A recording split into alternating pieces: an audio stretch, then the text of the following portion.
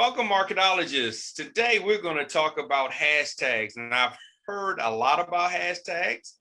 And being that I am the resident fool when it comes to hashtags, I brought an expert on. Argentina is the expert when it comes to hashtags, and she can help us get an understanding. So thanks for coming on the show and providing your insights. Thank you for having me. Really appreciate it. Great. I heard you talk in Clubhouse, and you were talking about hashtags, and you said something that I've never heard before. And you were talking about bad hashtags. Right. All hashtags were good hashtags. And, usually you hear people talk about how many hashtags to use and like use hashtags with the broad range and a lot of search, and then use brand hashtags and so forth. But I've never heard anybody say you can have bad hashtags. So I want to sit in the room and bask in your knowledge of what is hashtags and how should we use them? Well, initially, hashtags are supposed to, they were originally used in Twitter, right? So we would follow a hashtag, trending hashtags about a particular topic. So that's traditionally how it was used. But then there are some people that would try to abuse hashtags or would try to conceal their shady behavior online using hashtags, right? So banned hashtags are hashtags that Instagram users have reported because the post is against the Instagram's guidelines, right? So this means that any post that uses the hashtag will be hidden. And if you use them when you're making your content or you're posting your content, then, it will hurt your organic reach because your post will be hidden. Okay. So like a lot of these like Motivation Mondays and what is it, Follow Fridays and things like that might actually hurt you versus get in front of a bunch of people? Right, because you have to think of it this way. Social media, especially Instagram, they're constantly changing their algorithm in the way that they design highlighting certain posts.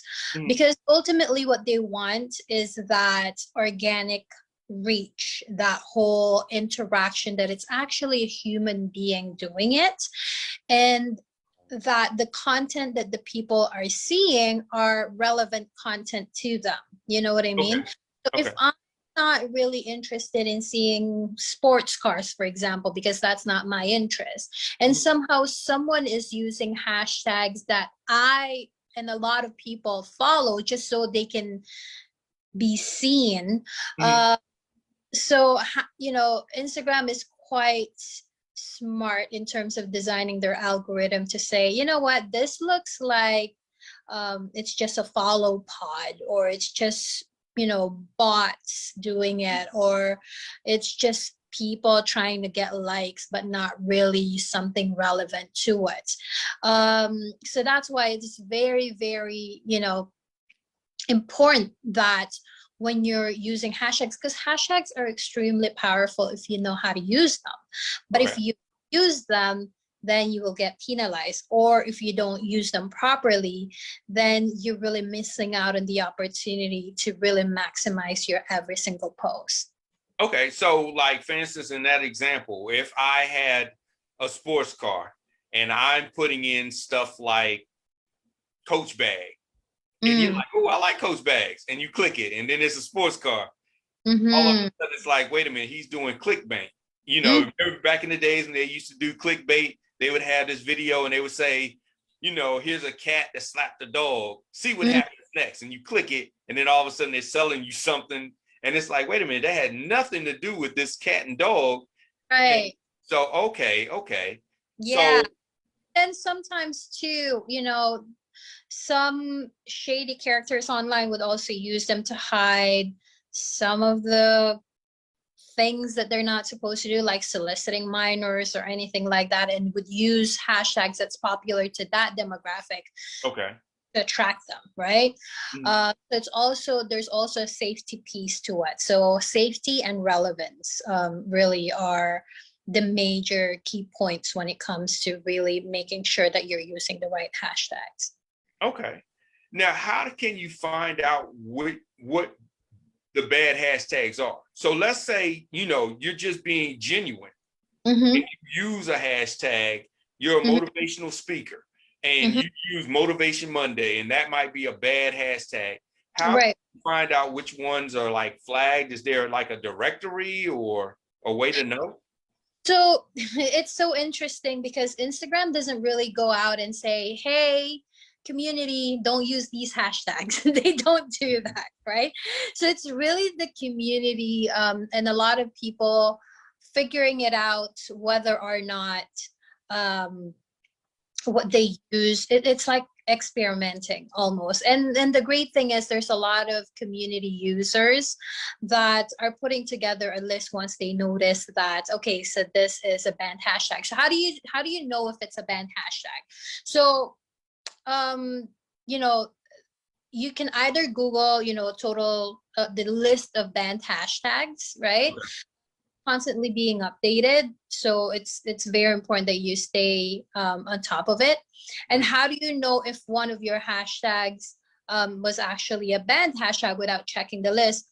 You'll see like the engagement is quite low or not at all, or even if you click on the hashtag that you used, look at the most recent post regarding that hashtag, and your post is not one of those recent posts, that means that it's been banned or you've been shadow banned because you've been using the wrong hashtags. Okay. Now, another thing. So how many hashtags did you use? I've heard 14, 30. So if you're doing it, let's say you're using just 14. And now it's like, out of those 14, how do you figure out which one? Do you just go each hashtag and say, oh, this one didn't work, or this, because your engagement is going to be low anyway. So how do you kind of analyze it and say, these are the ones that are just not working? Well, like what I said, looking at the list of banned hashtags and really doing a proper research when it comes to which hashtags you're going to be using is key, right? You'll get a sense of it eventually. And the thing is, the key really when it comes to hashtags is that you don't use the same hashtags all the time, right? Because I noticed this, a lot of people, for example, they're motivational speakers, and the only thing that they're going to be using, the hashtags they're going to be using is motivational speaker, Monday motivation. It's always the same tired hashtags over and over, and that's actually the algorithm's way of saying, okay, so this is a bot, this is not a real person, because the same things over and over.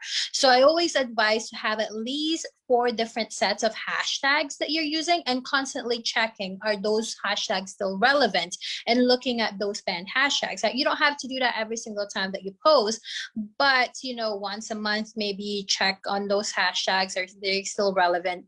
And this is also why it's important when you're trying to plan your content to have, to be clear in terms of your pillars for your brand, right? So if you're a motivational speaker that's also a dad that loves to play, just say, basketball, and you do community service, so maybe your hashtags are going to be relevant to motivation, father or parenting, community, and basketball. Okay. And then create different sets of hashtags based on those topics. So every single time that you're posting something, you will have a list of, hashtag sets that you can then copy and paste on your post, right? So you don't have to necessarily every single time that you post constantly have to research, okay, what kind of hashtags do I use right now? So in terms question in terms of how many hashtags can you use in every single post, the maximum hashtags that you can use is 30, right? Should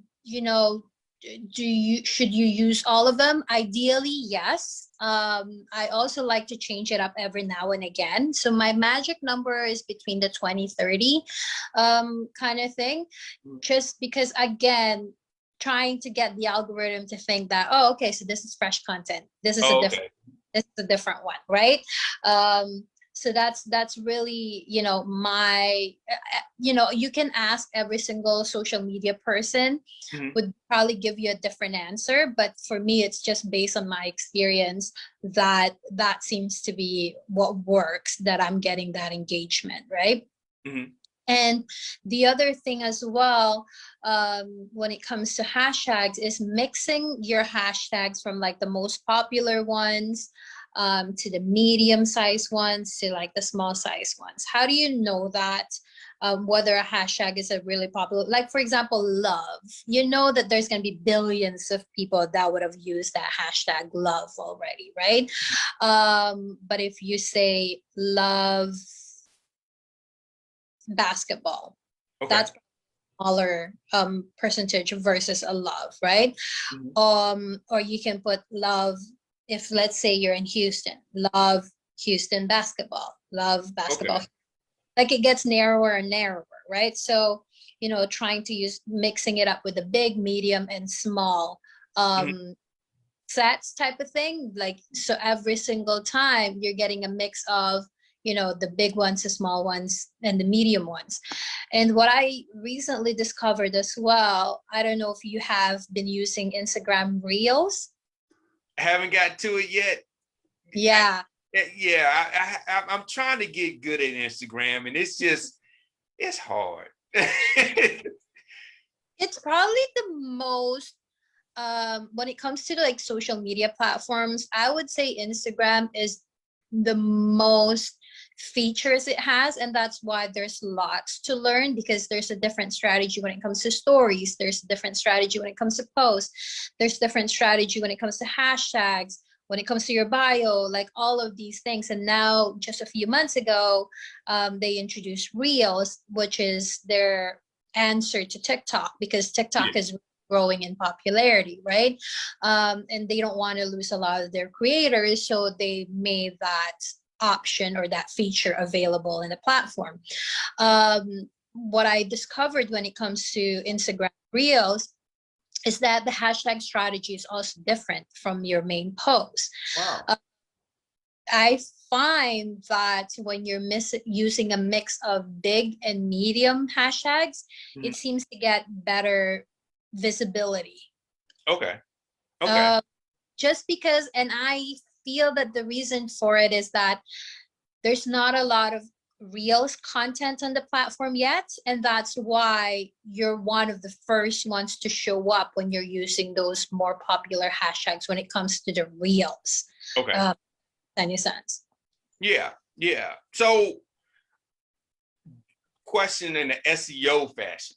So, with SEO, if you're using long tail, it has a little bit of benefit to where you can have, let's say, Houston basketball, and it will be Houston basketball. It'll also be basketball, that type of thing. So it kind of can combine different words within that search.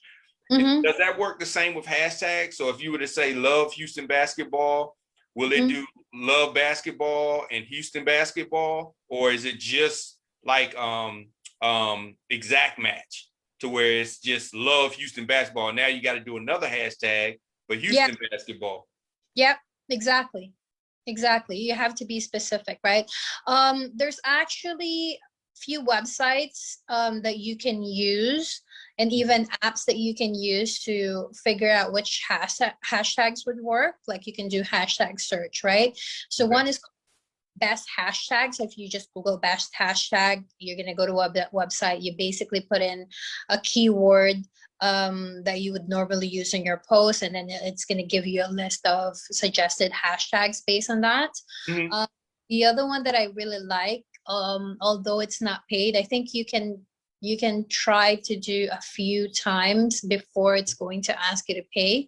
It's called Ingrammar, Ingramer. Okay. uh, I find that one is a lot better, because they will actually rank it. So these are the large hashtags, and these are how many people Oh, okay. hashtag. these are the medium hashtags related to this, and then this is how many number of people are following this, and this is the most niche hashtag when it comes to this one, and then it tells you as well like how many people are following it, right? And then there are some scheduling apps that this as well. Later is one of them. Planoli is one, where they will actually even show you how the hashtags are performing. So the programs are getting better and better. It's just you just need to do your proper research. Okay. Now you were saying, and I love what you were doing with the 20 to 30 hashtags and mixing it up. That way there's no, I guess you would say, pattern that they can catch on to. Are you putting them in the actual post caption, or some people say put them in the caption, one or two, and then put in the first comment all the others? What's the best? It doesn't matter. It's just really a matter of aesthetics. So before, somehow the algorithm favored it when, depending on how big your account is. So if you had 100,000 and over followers, then you can put them in the first comment. So if you have less than 100,000 followers, then you have to put them in the body of your caption. So that was before. Lately, I've been noticing that it doesn't really matter anymore whether it's going to be the body of your caption or the first comments.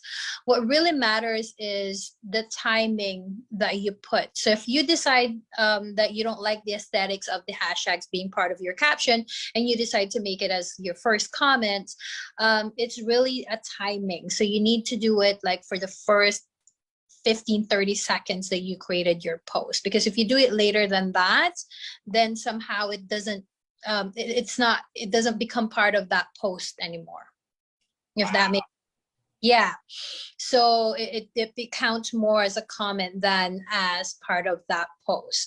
So that's why I said having those hashtag sets is key, and putting them in your notes, or even creating like a shortcut in your keyboard in your phone, and just pressing it right away if you want to put them in your comment. Make sure that you don't forget it, right? Wow, you have to have an assistant. You're like, okay, we're about to hit post, go, because that's a short time frame. It is, and that's why I like the scheduling apps as well, like Planoli and Later, because you can actually, there's an option there to put your hashtags as first comment. So there's a specific feature in there that says, if you click on it, then the hashtags become first comments. Wow, man. Yeah. It's good to have the tools to do this, because I know if you try to do a tight, a freehand, you probably aren't going to make the time limit. So yeah, and the thing is, I'm a fan of simple. I like overcomplicating my life, and I don't like overworking myself. So I try to look for like hacks and simplifying things and what's the simplest way to do it, because I don't have time. Yeah. And I'm sure a lot of business owners, that's like one of their biggest frustration when it comes to social media, is it requires a lot of time. So when you can find a way to like simplify things, you do it, and that's what I do. I there's tons of strategies, and you can overwhelm yourself, and you can spend days, hours reading all of them, trying to like see how you're going to hack the system. But the only best system is figuring out what works for you and what's best for you, right? Because at the end of the day, it's not really the amount or the total number of followers that's going to dictate whether you are successful in your social media. It's the results. Are you getting the business? Are you getting the right type of people subscribing to you, and actually are becoming your ambassadors for your service, right? There's an old adage, I think it was, there's an influencer with 5 million followers on Instagram, and she couldn't even sell 100 she launched a business. She launched when she was ready to like monetize the following. She couldn't even manage to sell even 100 shirts, you know. Yeah. That's because there's not really a meaningful connection with your target audience. You know, they don't have that loyalty. They don't really, you know, they're just there maybe because they like the nice photo, but Yeah. in terms of them trying to want to support you. That's true. That is true. And a lot of people follow for different reasons. But at the end of the day, those that are, when you're in business, at the end of the day, those that actually become your clients and customers are the ones that actually do business with you, not just your follower numbers, those vanity numbers. And it's hard. When you're talking with businesses, a lot of them are so stuck on the vanity numbers. They're like, yeah, but I have to have 1 million followers. And, Mm-hmm. you know, and it's interesting because as a provider, you're like, I can get you those numbers, Mm-hmm. but let me recommend doing this strategy so you can get more sales. And you usually get them to say, yeah, but I really want the numbers. I want the followers. I want the vanity point. And Mm. some even say, I don't care how you get them. You can Mm. buy traffic. I don't really care how you get them. I just want the followers. And Mm. that's a hard conversation because at the end of the day or at the end of the month, when the Mm. sales don't come in, then all of a sudden it's, hey, this isn't successful. We're not making sales, You're right. you know? Yeah, and I always tell my clients and you know, I don't work with clients that are obsessed with followers, Mm-hmm. right? I like working with clients that understand that when it comes to social media, it's, you know, you have to be social. You have to really build relationships with your target audience, right? So the whole point of the hashtags, the whole point of the post is for the right type of customer to see your content and for them to want to do business with you. Okay. That's really what the whole thing is about. So if a person is just posting content because they want to get 5,000 followers or 10,000 or 100,000 followers, then they're focusing on the wrong things, right? And that's why, you know, you're ranked when someone wants to work with you, you know, yes, okay, so they're going to look at the total number of followers, but with that is the engagement rate, right? Mm-hmm. Any of those followers are actually talking to you. You know, and you know, the more followers you have, the harder it is to get that engagement rate right where it needs to be, because realistically, how many people can you really have a quality interaction with when you have that many followers, right? So that's something that people need to think about, especially, you know, when you're a small business owner. You're busy managing your business, you're busy doing all, you're wearing all the hats. Yeah. So you have to really think about in terms of when you're creating a social media strategy, in terms of what that would really look like in a realistic sense. That's true. And logistically managing the spammers and the trolls, that's a job by itself. I mean, that's a No, full 8 hours by itself. the trolls and the spammers and all of that, they don't really, I don't really focus too much on them. If anything, you know what, keep posting, keep commenting, because if anything, you're bumping up my engagement rate. So, you so know, if so you what is it? The all media is good media. So it's like, yeah, hey, keep on posting. yeah, for me, I knock on wood, I've never received anything like that. Because maybe I'm not controversial enough. Wow. But So yeah, I just no, I you know, they commented, they're really exposing themselves more than anything. yeah.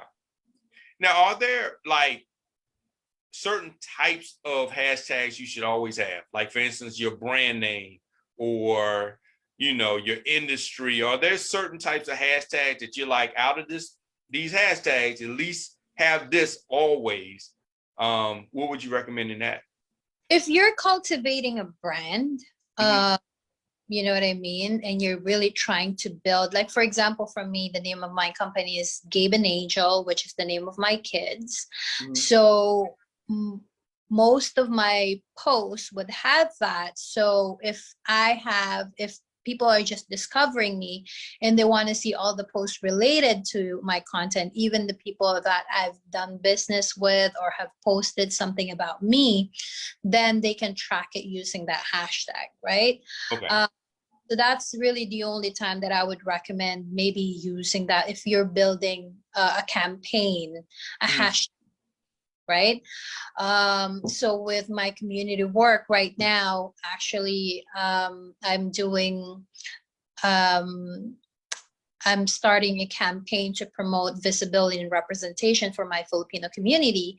And we're doing a hashtag campaign called hashtag Filipinao.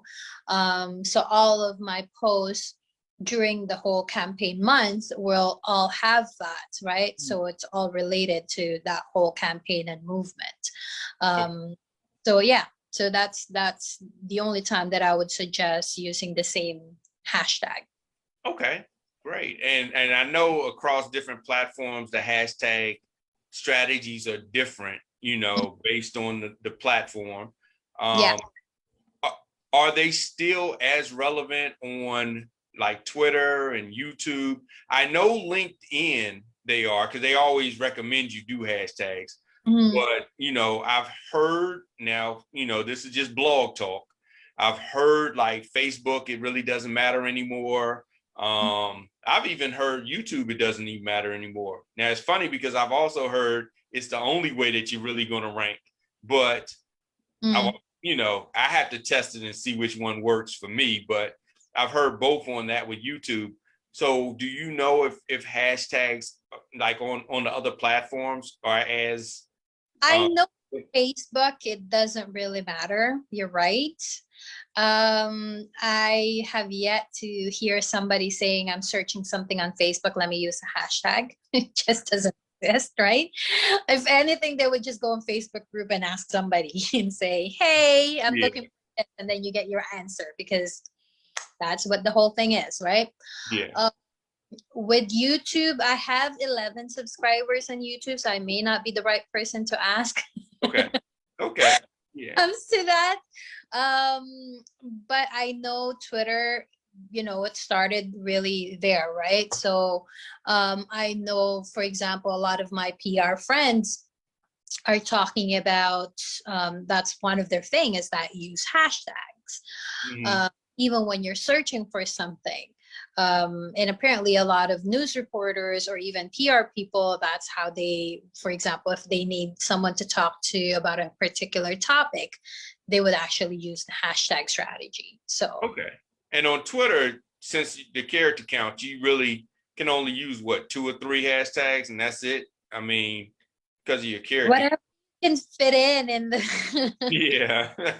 number of characters, right? So that's pretty much when it comes to that. It's really only Instagram that has specifically said maximum number of hashtags is 30. And even if you try to put more than that, it's going to give you a warning that you can't. And even people that are commenting, because sometimes I would see, I would comment on a friend's post, and if they max out all their hashtag, even if I'm like, would make a comment and it's a hashtag comment, it's gonna say too many hashtags. Are you right? serious? I didn't know that. Yeah. Oh, that is interesting. I thought it was only for like the caption, the caption or the first comment area. And wow. So if you max out, then people can't even put it in that way. So maybe you put in 20 and say, hey, the first 10 people to comment can put in a hashtag. So well, it's not really going to help your post though. That's the thing, right? And it's really their comments, if anything. So yeah, I would just I would rather maximize my own hashtag to make sure that I get the visibility and organic reach. Okay. Wow. Learn so much. Yeah. Well, everybody, if you're looking to maximize your hashtag game or at least do your social media right on Instagram, check out Gabe and Angel. I mean, I am sure you thought you knew about hashtags until today's actual episode. I'm sure you learned something because I know I did. And I never claimed to be good at hashtags, but never knew. So thank you so much, Argentina, for coming on and sharing this wisdom with us, because, you know, there's a lot of rumors out there and a lot of people are doing a lot of things. And like I said, it makes sense once you said that the algorithm looks for those patterns, and it's like, okay, this guy's always posting this hashtag, this block of hashtags. Okay, it might be a bot. And, you know, in today's automation, we love to automate everything. And so, yeah, that makes much sense. Yeah. So, My pleasure, Jeff. I really appreciate you taking the time to chat with me. You know, I always enjoy talking about these topics.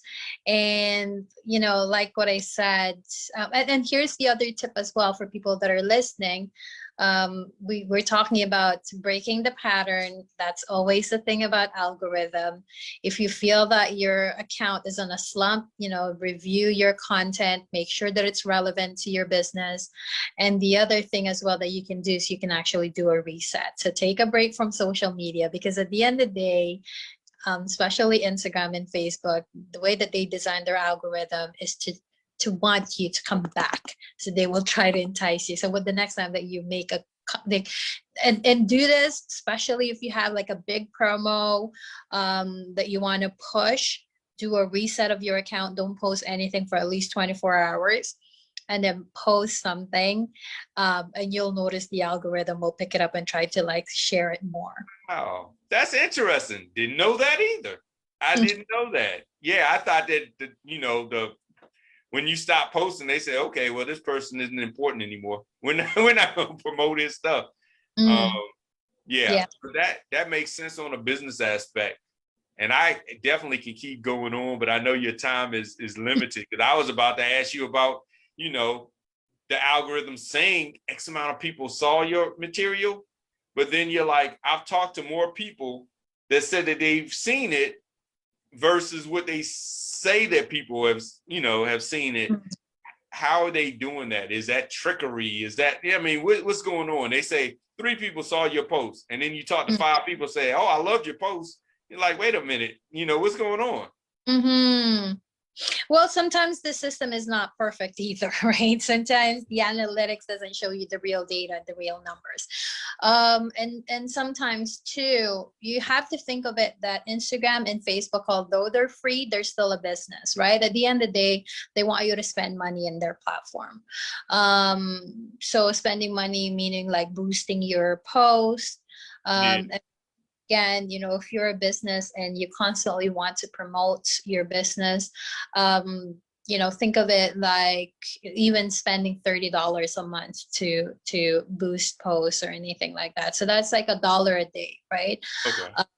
You're at least on top of mind on your target audience. But before you do that, please don't waste your money. Make sure that your content is relevant, it's valuable, and that it converts. Because if you're just spending money on ads and you're wondering how come I'm not getting any client, it's because probably your content could use some tweaking. Because when people land on your page, they're probably, you know, confused as to what your business is even about and why they should support it. So before you even think about growth strategy, hashtag strategy, getting more followers, you really have to really look at what type of content are you creating, and is this the type of content that your target audience would want to see and that could resonate with them. Okay. Perfect advice. So everybody, I want y'all to follow Gabe and Angel on Instagram. Follow her on YouTube. Get her YouTube up. Follow her there, and also make sure you follow her on Clubhouse. She is in there just dropping bombs. I trolled you, because after you said that, I was like, I gotta get her on the show. And I was like, okay, here's her Instagram handle. Let me go ahead and message her there. And I usually don't get in people's DMs that often. And I was like, oh, I gotta talk about this. So I very much appreciate you coming on the show and sharing this, because this is going to help a lot of businesses. And if you don't want to do it yourself, this is somebody that can help you grow your business with hashtags and social media marketing, because it's more than just hashtag. That's just a component. So thank you so much. So everybody, I hope you learned a lot. Look forward to talking with you on the next marketing strategy session. Thank you, Jeff. Bye.